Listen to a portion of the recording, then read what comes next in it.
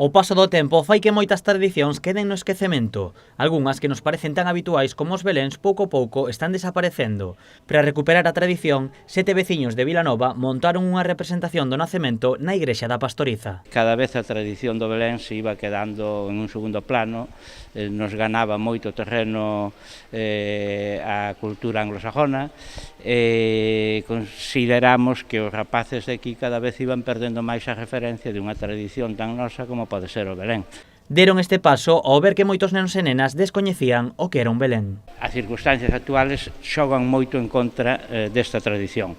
Os pisos son pequenos, non se poden facer, actualmente pois a escola ten uns principios laicos que non colabora como colaboraba antes, e nós consideramos en ese momento que había que evitar que se perdera esa tradición. Eu teño un neto de 10 anos que non sabía o que era un Belén.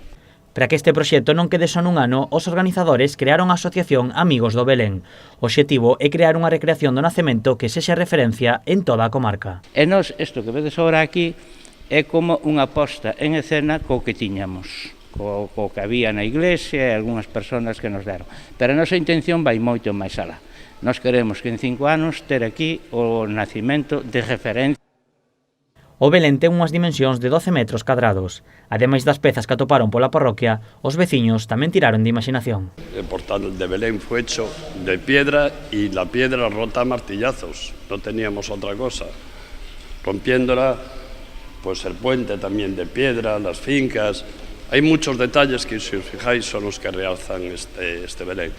Y es gracias a la colaboración un poco de todo aquí. Pues tenemos de todo, somos 7 jubilados que parecemos 7 chavales. Dende o Concello felicitaron a organización pola súa iniciativa e desexan que tanto a veciñanza como os máis pequenos se acheguen a visitar o Belén da Pastoriza.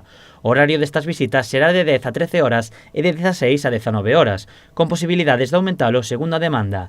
A asociación asegura que o éxito do Belén dependerá do número de nenos e nenas que o visiten.